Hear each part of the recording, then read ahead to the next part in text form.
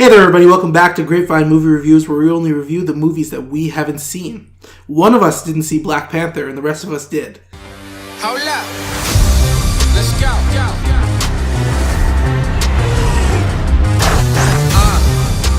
We are home.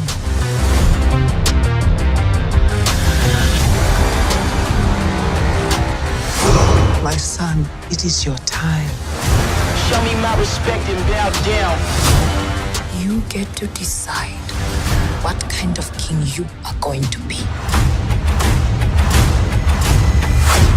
Don't freeze. I never freeze.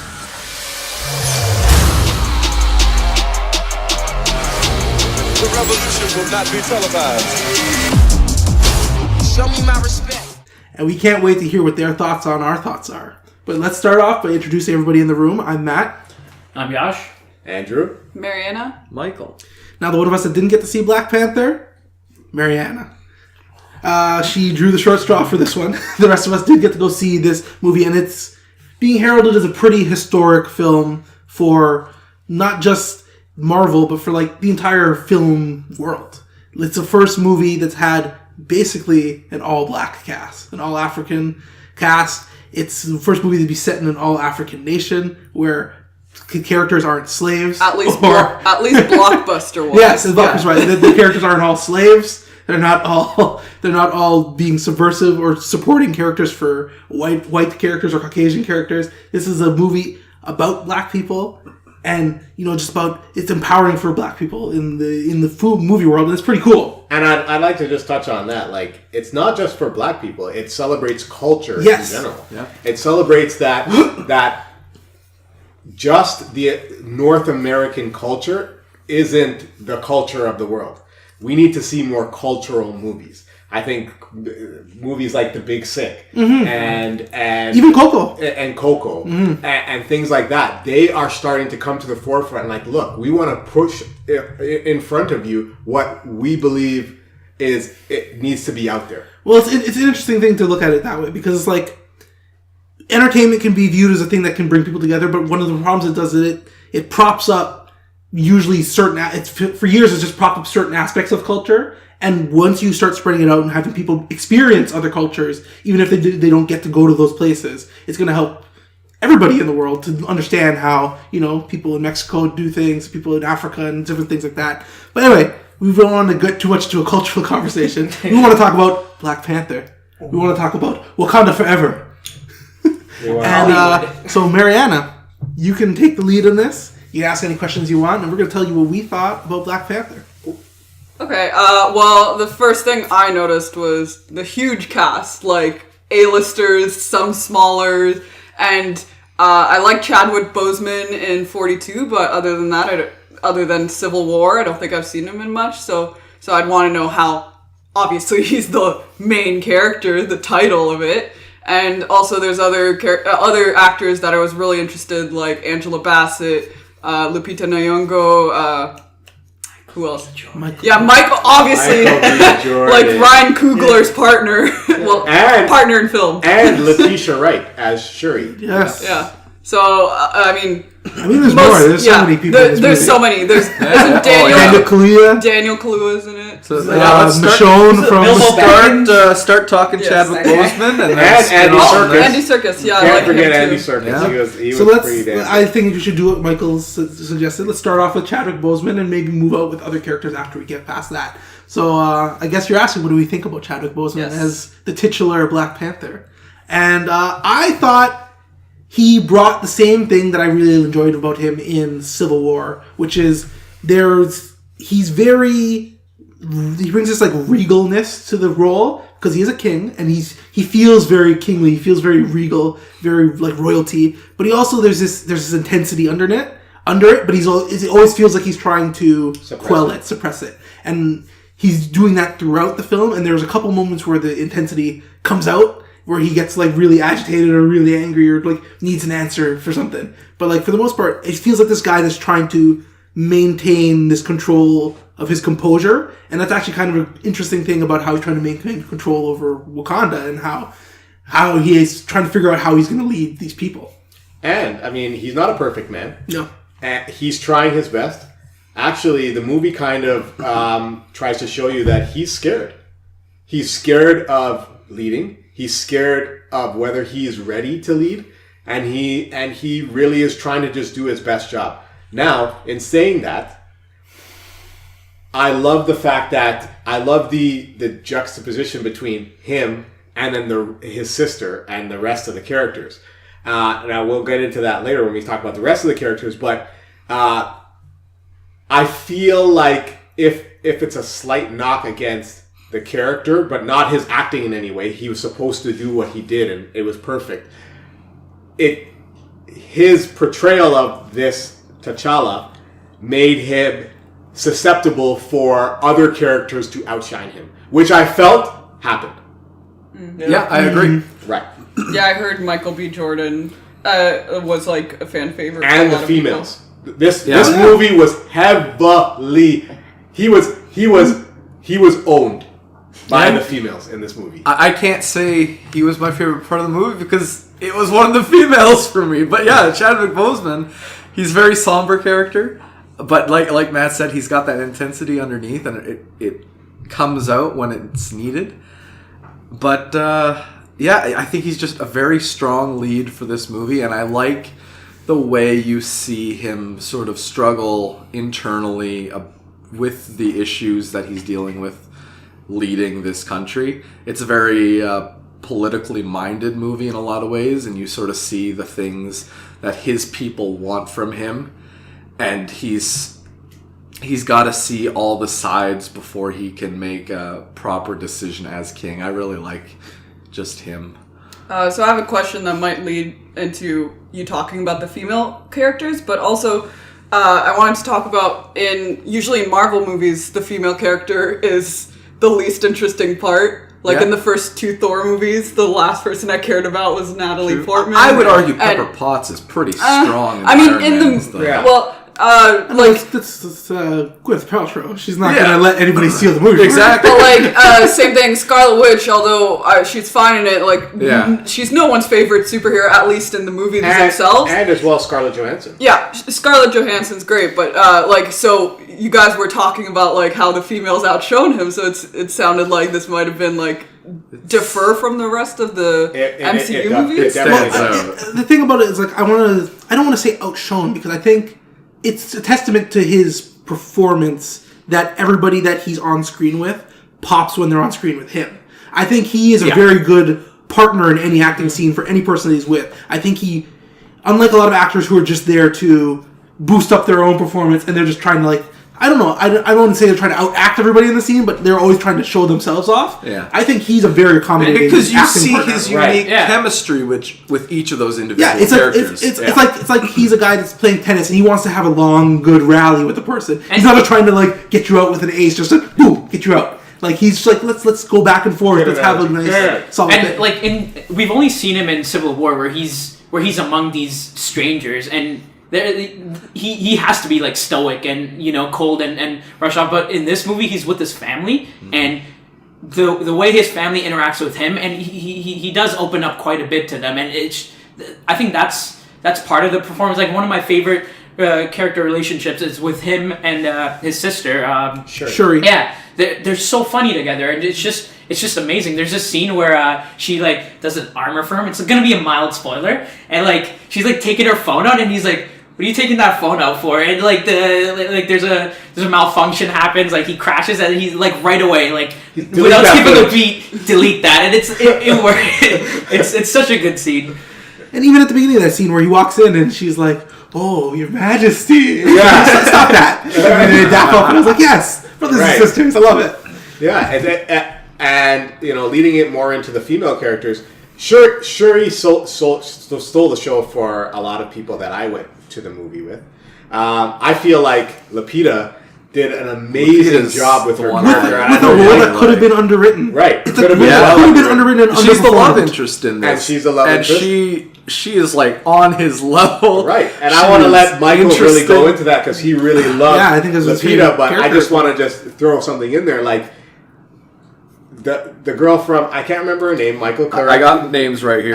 Get me the one from Walking Dead. Walking Dead. That is Danae Guerrera. Danae She plays Guerrero. Okoye. She is so strong. Yeah. So powerful. She's a war general. So like Just to- physically, to- or no, like to- in, Okay, in every way, in every shape or form. Like when I look at that woman, I think of my mother. I think of what my mother had to, what kind of heart and in fortitude and strength my mother had to have to raise us in the society that we lived in, and she would do anything for Wakanda. Yeah. And in one scene, she even tells she tells someone, "I will kill you where you stand, even though I love you, Yeah. because I'll do it for my people." And I think that she wasn't really featured as much as the other two girls because they were fantastic. But I just wanted to give her a shout out. Yeah. Lupita. What I love, Nakia. Nakia, yeah. What I love about Nakia is because this is this sort of movie about what Wakanda should be doing as a nation. She acts as a sort of counterpoint to a lot of perspectives, and she sort of helps lead T'Challa in his thinking about, because they're a secret nation, and it's the sort of real life discussion about what a nation that's sort of above others should be doing for the nations that can't necessarily do things for themselves. And so you have this great character, and she's considered the spy because she sort of does infiltration missions. And No. She leaves their No, nation. she is She's doing. Is she working for them missions still? on the Yeah, ground. she Okay. still works Yeah. for them. Okay. But she doesn't want I to thought stay. it was- She doesn't want to stay home. yeah, that's the thing, because she feels like she could be she's helping trying more. to help people outside of her own nation, even though she's part of this country. Her perspective is about helping people outside, help people who can't help themselves. Whereas Wakanda, the sort of overall idea in the Wakanda is very this seclusion, this like we have to protect ourselves at all what we costs. have. Exactly. They made their choices and they're in the positions they're in now. Let them kill each other. We don't care about that. As long as they don't come here and start no nothing, we're good. Exactly. But Lupita, she just plays this character such a fun way. She's such a nice foil for him. It flirts with the romance, but it's not just romance. It's it's a matching of the minds, and that's what I like about her. a partnership. And she wasn't easy. She wasn't flaunting all over him or like, oh, he's king and this and that. He kind of had to pursue Because her. she's torn. Because much like Danae Guerrero's character, she wants to serve her country, and like he may want her as his queen, but like that comes sort of second to her in a lot of ways, and she's got. And she feels like that's kind of limiting. Yeah, because then you have to be only focused on your suddenly country. you're a queen. You have responsibilities as that. She can't be the spy that's helping people outside now. Yep. But we have to get into one of the big characters. I think this is Yash's favorite character, which is I want to hear what why you love him so much. Movie? The hero of the movie to Yash. We're talking about Michael B. Jordan. Killmonger. Okay. Michael B. Jordan's character. It's not why I love him so much. It's why I don't like T'Challa's whole thing. And we didn't want to get into spoilers, so I don't know if I could talk about this. Don't go spoilery, but I can't talk about it unless You can talk about his philosophy, but just don't go into it. Okay. I'll talk about his philosophy. T'Challa's character arc, his whole resolution. People have been telling him to do the right thing the entire freaking movie, and then he does the right thing that Michael B. Jordan has been doing, and he beats it. Can I just have a chance of summing Killmonger up? Sure, go ahead. So, I'm not going to use my own words to sum Killmonger up. I'm going to use the words of Kendrick Lamar. Oh. From the Black Panther album for Yes. Music based on the motion picture. You can listen to it on Spotify. That's a cheap plug. And that's a cheap plug. So, We're not getting sponsored. Exactly, that's why it's a very cheap plug. here it is. His character embodies these words. F your feelings, F your culture, F your mom, F your family, F your drive, F your land, F your children, F your wives. Who am I? I'm not your father. I'm not your brother. I'm not your reason. I'm not your future. I'm not your comfort. I'm not your vengeance. I'm not your glory. I'm not your heaven. I'm not your angel. I'm not your spirit, and I'm not your message. I'm not your freedom, and I'm not your people, and I'm not your neighbor, and I'm not your baby. I'm not your equal. I'm not ever going to be the title you want me to be. Done. He was everything that embodied. I don't want to be what you have typecast me to be. And you are going to respect me because I am going to take that respect because no one has ever respected me in my life and no one's ever cared about me in my life. And you were sitting in your high ivory horse and your high ivory towers looking down on us, and while you had the technology to help us. Okay, but that's what T'Challa's been doing his entire fucking life. He's been sitting on a throne just not giving a fuck. It's like... He hasn't been sitting on the throne. He just became the king. But he was the prince. He was... Come on. I know, but you don't have power. The Black Panther. But that's why I think the character works so well, because that's the whole point. He needed to see a person like that to realize he's been on look that at this. horse. Lapita didn't need that. She came to but this she's conclusion a on her own. stronger person. Yeah, that's why I'm like, this guy doesn't deserve. Lapita deserves to be Black Panther. To get his ass kicked a little bit and to see that philosophy in a radicalized form to really get it. Well, the interesting thing about this movie, he needs to see that philosophy not work to get it. No, he needs to see what the darkest part of that philosophy is. Because Lupita Nyong'o and Killmonger. So what makes him believe in that philosophy if he saw what the darkest part is? Let me explain what I'm trying to say. This movie is very much a battle of the ideas, basically about either being an isolationist nation or being a global nation. Basically, do you want to be part of the globe? Each has flaws, and each has flaws. If you're an isolationist, yes, no one is ever going to go after you because they don't know that you exist. You keep to yourself. You can keep your people safe, and you can keep everything that you have secret, and you're not going to have to worry about other people. Yeah.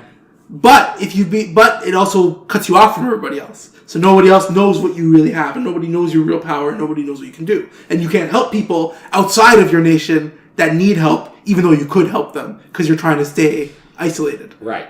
And if you become globalist, people will know what you are, and sometimes they'll be afraid of you, and they're going to try to attack you, or they're going to come try to take it. Or you can also get pulled into this thing of you see other people having issues in the world, and you feel like, well, we can go and take over that and fix their issue. We can become colonialists ourselves and go and take over this place, and we think we can run it better.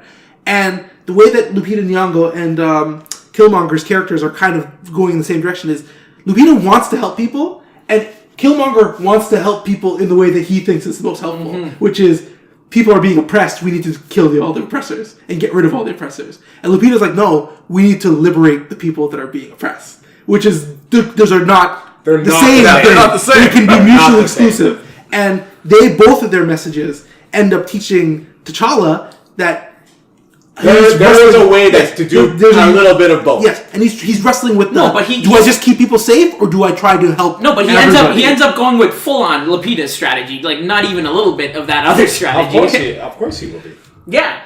What do you mean? He will be going a little bit of Killmonger's strategy because he's going to be fighting the Infinity War. He's going to be using his tech. That's an outside threat. That's not him versus the people who are oppressing. That's we don't know what's going to happen in the future, so that's not, Okay. Infinity War, I can... you know what? Yeah.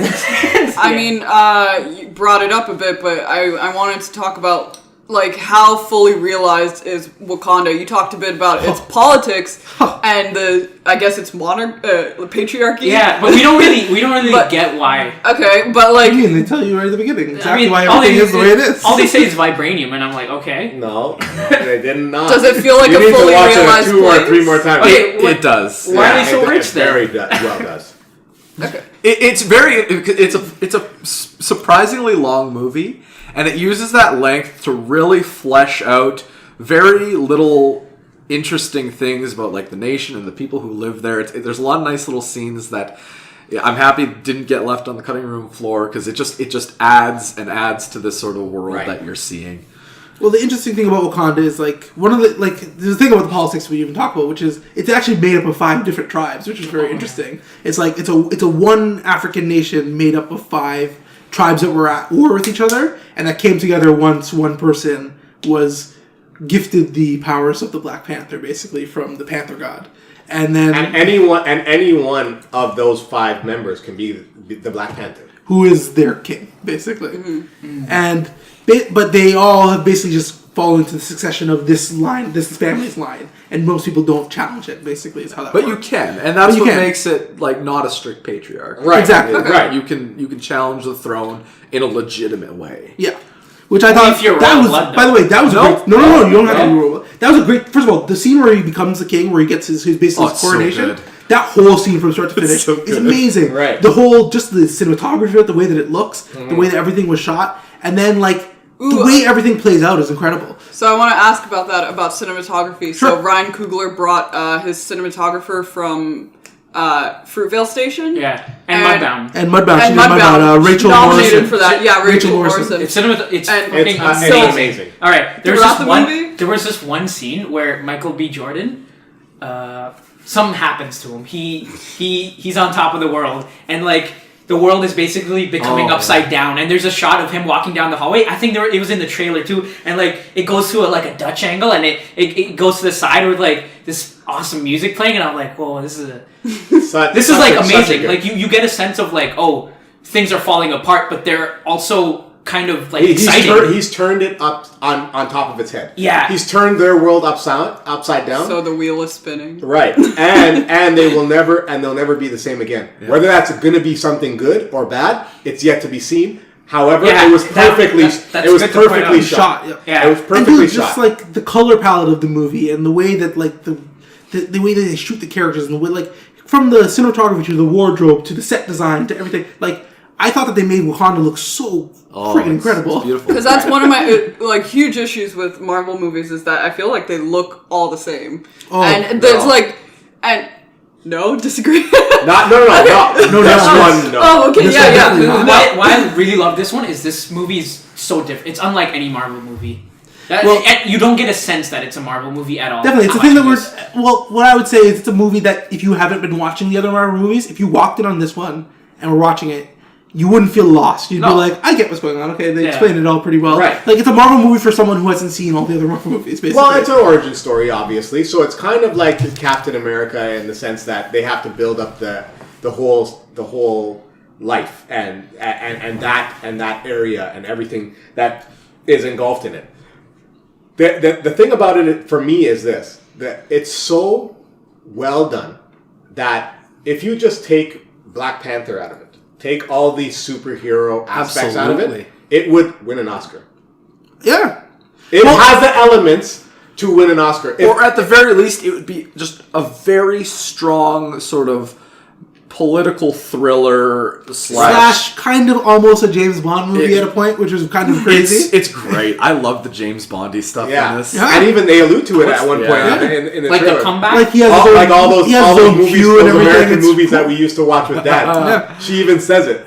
Yeah, it's like he has his own queue and like he has all these gadgets that he's using. They do like a full sort of spy mission sequence, which is it's fun. It's such a fun sequence. And then it just becomes like the super like political thing where it's like there's all these undertones to like what the message of the movie is about, like how either you want to be globalist or isolationist. It's also about like colonialists versus like people that want to go out and just help people, like and what the things you can convince yourself of, and it's just desire and vengeance, and it's so good. And another thing that it really touches on is race within race. Yeah, race within race. In the sense that African black people look at American black people differently. The African black people look at American black people as outsiders. Yeah, you're not really us. Yeah, like it's from a completely different culture. And different. You may have one time through past you could date back to us, but you're not us, and you'll never be us. And Michael B. Jordan even has this line, even though he's an African American person, he has this line where I forget how it starts off with, but he's like, "Oh, I want to be the person that jumps off the ship rather than stays on the boat." You know, and it's like, and like he's like, oh, even he thinks like there's a divide between his own people. Like he doesn't want to, it's. I don't want to be a slave. I don't want to be a lesser version of you. I see you guys. You're looking like you're living nice in this place. I want to live nice like this. There's a lot of people that where I come from that want to live like this, and you want to keep this all here, and then allow me to be sitting outside getting shot by cops. Like, dude, that's basically. Let's be real. Michael B. Jordan has the best lines in this movie. Yeah, right. he has so many good lines, dude. Even lines that seem innocuous. That the whole line is like, "Yo, do you? Is that thing made of vibranium too?" No, I'm just feeling this. His best line in that was you're so worried about what I'm doing, and you don't even worry about what you're putting in your body. Yeah, he's like, I was like, dude. He's electric in this whole movie. He's electricity every scene. Even you like him more than T'Challa. I enjoyed his performance. I thought as a person he was a shitty person. Okay, well, I want to switch gears a bit here. Go into the weaknesses. Yeah, go into the weaknesses. Can I start with that? Sure. You already know what my So everyone that has been following us should know by now the thing that I hate the most. I felt like you were gonna say this. And anything about it? Okay. The movie was heavily CGI'd, and a lot of it was great. A lot of it was great.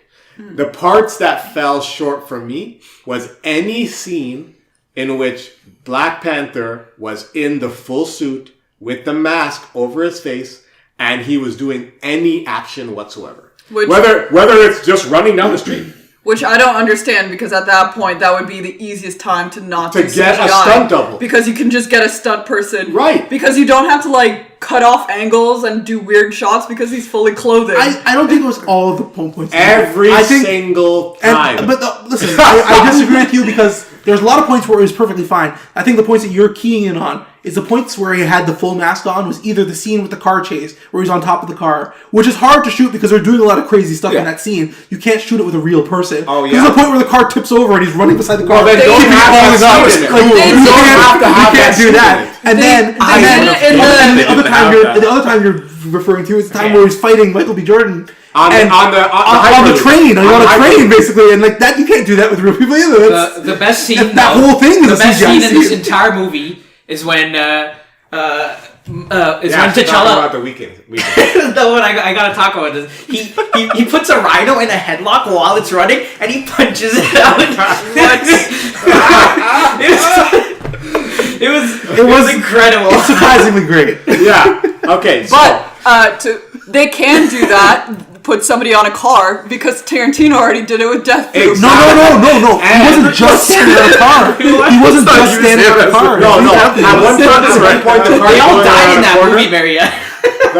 The car's going around a corner, and he tips the car so it goes around the corner better. Oh, okay. They don't have to have that. And let's not use Quentin Tarantino as and let's not use Quentin Tarantino as an example of car safety in movies, given the week that he's been having. Yeah, I know. Last couple weeks. Yeah. Now, I just want to. I'm not saying it's the best course of action, but you said it can't be done. Right. Now, I've watched a billion Jackie Chan movies. And he does a lot of good stunts. Even Tom Cruise does a lot of his own stunts, and they're never CGI'd. And guess what? I'm just saying about guys jumping off things. I'm just saying, even the simplest thing, like, guys, please, I beg you, just go watch the live action Ninja Turtles movie again and see what Jim Henson was able to do with no CGI. That looked amazing. I don't want Black Panther to look like that. But again, that was 30 years ago. I know, but again, the action in that movie is very rudimentary. It's very simple. There's nothing as complicated as what they're doing in these action sequences. There's such cool things happening in these action sequences. So let me get on to my next gripe.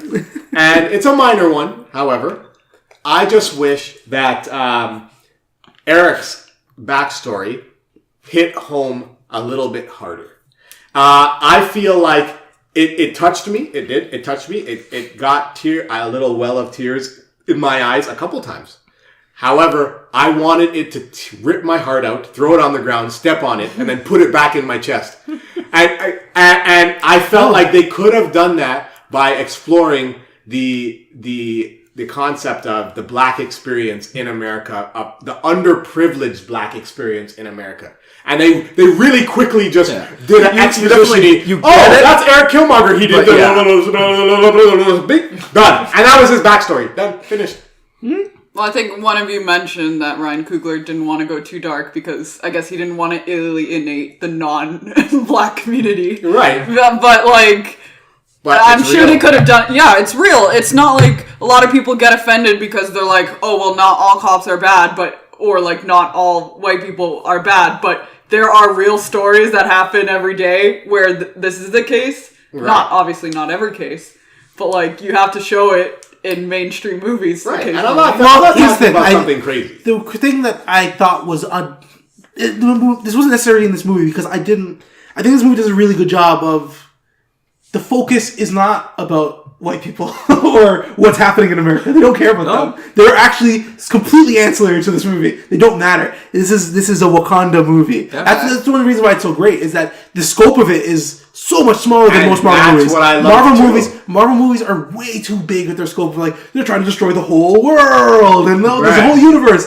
and there's a whole planet. Somebody's trying to take over all these planets, and it's like no, this is just about this was one the throne in Wakanda and how we're going to handle Wakanda's current affairs in the world. And the biggest threats were very sort of implied. Like it wasn't like oh the world's about to end. It was more like if this man stays in power. Our way of life is different. Our way of life can change, and the world can change in negative ways. Didn't they like even bring that up in Civil War? Wasn't that a UN hearing or something? Yeah. Was it a UN? Yeah, it was a UN hearing. Well, they address that in this movie because the way that I was thinking about that too is like, well, people know Wakanda exists, so like, how do they not know? But then when they explain it to you, they're like, oh, they don't know how rich they are. They don't know how think rich that they're they just are. like a poor country. Yeah, they think they're like still just poor. Yeah.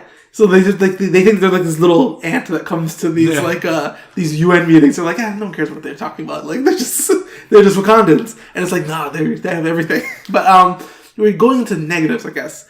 I don't have a lot. I enjoyed this movie from start to finish. There are things that I wish kind of would have hit me harder. Like there's a point with Forrest Whitaker, his character in the movie, where something happens with him. I don't want to say yes. They're all. He's a pretty pivotal character in the movie. There's a point where something. Will Smith's in it. Wesley Snipes.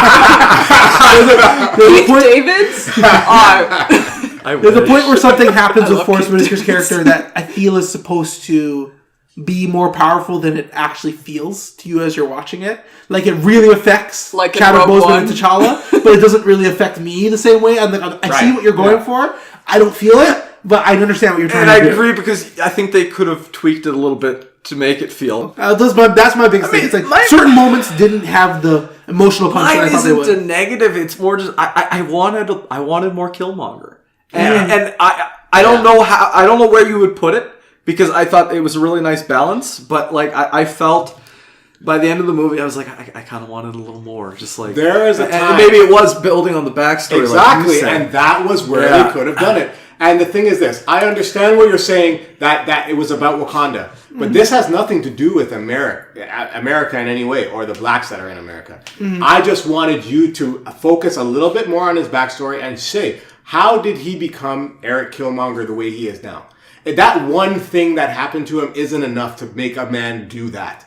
He grow up through the system, go into foster care, go through I felt it because it was all implied, but it was all implied. And I felt the implication. Like I don't. Again, this movie's 2 hours and almost 2.5 hours. Very long movie. No, but there is. I don't know how much else you can. All I'm saying is we see a Killmonger in the beginning. And then almost 50 minutes went past before we saw him again. That's crazy because he is fantastic. But I feel like it's smart because they're doing kind of a bait and switch with it. Yeah. You guys are both saying kind of something similar, but I think the problem inherently lies with how they went with Killmonger's character. I felt like his actions. We could have seen more of his characteristics, his actual characteristics. If they didn't choose to make him like this cardboard cutout of a villain later on in the movie, you know? I disagree, but go ahead. I didn't think he was a cartoon cutout of a villain. I thought that he was pretty great, and I thought everything that he was doing made sense for his character to want to do. I didn't think that he was either a cartoon character. I just mean that he could have hit me a little bit harder with a little bit more backstory because that experience is what. Is what a lot of black individuals that it's what made him, and he goes through it, and right, it's real. Just play on it. Let me see it. Let me see not go into it with 15 more minutes of footage. You could have accelerated the growing up of him and saw him excelling through or being torn down by the system that just left him to die in the street, pretty much. Mm-hmm. And just be another number in prison. You know what would be great? Have you guys seen that movie Coming to America? If it opens like that with T'Challa like waking up as a prince, and then like it juxtaposes that with like Michael B. Jordan, like in like the wherever he grows up, and it's like. No, I hear this. I hear those complaints. I guess we should go into a little bit of final thoughts from everybody, just with your final thing. I'll start with me. I guess I will say that I love this movie. I thought that it had so much great stuff going for it. I thought it's a long movie that doesn't feel like there's any wasted motion in it for me. I feel like everything was moving towards the right thing. Even though there's points of the movie that feel very different, it all comes together in a way that I'm like, I feel like it's working towards the same goal, and it's a very cohesive film. And it's very tight in the way that it doesn't involve too much. It's not too big. It doesn't get too big for its britches. It stays basically a very contained story. And again, I thought that it had just a great wealth of side characters. We didn't even talk about Claw, who is amazing in the movie. Yeah, Andy Serkis. He's a nutcase. He's such a cartoonish nutcase that I feel like could have been played wrong, but they give him just enough moments where you're like, oh, he's actually really smart, but he's just also crazy. Right. And like, I thought it was really good. I thought it's a great way to play his character. And I just thought this is a lot of things that I wasn't expecting. We didn't even talk about the Jabaris, the fifth tribe of Wakanda. The gorilla tribe. They're cool. They were basically exiled because they didn't want to basically bend the knee to the king of Wakanda because they didn't want to. Because basically it follows this one tribe. Like the Black Panther stays in this one tribe, and no one ever. I mean, they can, but no one. It's like. No one ever... Not a lot of challengers, yeah. Right. Like, the way I saw it was like, there's the border tribe, which is basically in charge of security around the border of Wakanda. There's the river tribe for the rivers. There's a couple other, like, there's the farming tribe that keeps track of, like, the food, the agriculture, and the plants and everything. And then there's the ape tribe who lives in the mountains who didn't want to be part of this community. Because they're like, we'll be tangentially involved because we are part of Wakanda, but we don't want to just be subservient to whoever the king is. Yeah. And they were always looking for an opportunity to come in and try to take over. And I thought that they were cool. And like the way they used them in the movie. M'Baku. Yes, the leader of their tribe. And they did some cool stuff with them where like, I thought the story was going to go a totally different direction with them than it did. And I was like, oh wow. Yeah. They did that with them. I was pretty excited about it. I mean, the whole movie just has a lot of stuff going for it. Great actors, great performances, great set dressing, great cinematography. I freaking love this movie. Yeah. I just want to ask a question, Matt. Yes. Where do you rate it on the Marvel movies on your list? Number one with a bullet. All right. Number one with a bullet for me. Damn. All right. Well, do you want to go next, Jeff? I would rate it really high as well because it's not a Marvel movie. It's a wonderful Black Panther movie. It didn't feel like a Marvel movie, and I really like that aspect about it. Yep. Yeah. Amazing. For myself, we haven't even mentioned for my final thoughts. I want to throw it in there. The soundtrack is so good. Oh yeah, the soundtrack is so good. Well, I think it was the first teaser trailer. It was I really liked it. Oh, and yeah, they played yeah. like just it was instrumental Drums. and it was really good. Yeah. yeah. It's not even just like the soundtrack from the Kendrick Lamar soundtrack. It's all the instrumental. It's all the instrumental stuff. Just a little orchestral side segue. Score. You know when they're doing the kind of traditional African music? Yeah. Doesn't Yeah. it sound kind of like Arabian and Persian inspired? The similarities are so uncanny. I think they did a really good job with not just with the music and with this like the set dressing and the cinematography of making it African, but like weirdly futuristic African. Yeah, right. So it needed to be slightly different, and it was cool. Like that's super hard. Actually, a thing. It's called Afrofuturistic. But you know how hard that is to like try to just go to a set designer and be like, we need it to be African, but like future African. What does that mean? There's so many ways you can mess that up. It's not hard. George Clinton has been doing it since the 70s. I mean, it's actually a thing. It's called Afrofuturistic. I know, but there's so many ways you could mess it up. Like where you could either try to do what George Clinton's doing and you ape it in a way that's like kind of off-putting, and you're like, you're just copying what he did. I feel this was something I've never seen before in a movie. Right. They found their own voice of how to present the future. It's got like this really strong style to it that I've never seen before. So yeah, this movie, it's just, I guess for my final thought, I really like this movie, but I don't like. It's not on the very top of my Marvel list personally, but I can't like point to any single one thing that I'm like, oh, this was the issue, because I don't really have many issues with the movie. It just didn't quite land with me in the same way certain other Marvel movies did, but like it's definitely like top tier. Okay, my final thoughts. As a movie, it's not perfect. I would say that, to me, it's second on my list of Marvel movies, behind Winter Soldier. Mm-hmm. And then just above Guardians 1. That would be my rating, of course. But as a cultural impacting movie, this movie is probably the most, or one of the most, impacting to culture. It's one of the most important movies that they've made. One of the most important movies ever made in Black history. Which is a shame that they waited so long, because they're like, there's not a market for it. And I'm like, what? What? And that's the thing, is that you're not just getting what's being represented on the screen. If it's a good movie, and especially you have the Marvel Disney name in front of it, everyone's gonna come no matter what. And then you get the extra boost of people who identify with it personally. Exactly. And you know, like, to me, I had to write it down because I wanted to make sure I said it right. This is a cultural awakening. This movie matters, and it matters in so many ways. Just like Matt touched on at the beginning of the movie, there's not one drug dealer, not one slave, not one crackhead, not one ball player, not one black survivalist or black exploitation person in it. It's all about building up this black culture, the kingly and queenly people. And it's beautiful to see, like, smart, loyal, funny, like, brainy, strong. Like, it made me so proud. It made me so proud. It was more than a movie for me. It made me feel, it evoked the same feelings when Obama became president. I thought you were gonna say when I watched Blade, but but like, it's true. But that was less about culture. It just happened that it was just him as the main character. I mean, it's so true, because you just actually made me just think about it now. It's like, it's one of the first movies I can think of that has so many different black characters that aren't just caricatures of how you see black people in movies. As a comic funny relief guy doing this thing, they all had their own very distinct personalities, and they all interacted with each other in just normal ways. They weren't. You mean like nothing felt scary? Just people. They were just people. They were just people. Yeah, and it really worked. I really enjoyed that movie. So, Mariana.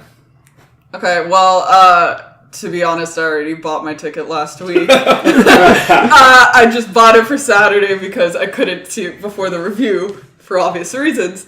But, so yeah, I have my ticket for tomorrow, but even hearing the review, had I not bought the ticket, I would have for this weekend. And then I also just want to say, like, obviously, I can't relate to it in that way. It's still relatable in the way that this will open. Hopefully, I'm hoping that in the future, it doesn't become a huge monumental event to see your race on the big screen. Right. Like, I want it to become a normal thing. It has to be normalized, but see, that's the thing, is that at one point, it shouldn't be a headlining title, the first Latino superhero, like the first Asian American superhero, or like not even just superheroes, but like Coco did a big thing too with Pixar movies. And so, like, yeah, I want to see this because I want to support good movies that have a cultural impact and that open more doors for things. Right. And also, from you guys and from everyone else, I hear it's really great. So obviously, I bought my ticket for it. So I will see it. And if it's good, I might see it again. Let's see. Yeah. Oh, I'm definitely seeing it again. Oh, I'm seeing it. I'm bringing different people each time I go. I said I'm seeing it 5 times. Yes. I'm going to my son's soccer game, and I'm going to select 2 kids off the soccer game every single time I see it, and they're seeing it. I'm paying for it. I'm getting them popcorn, and they're watching it. That's funny. Ryan Coogler?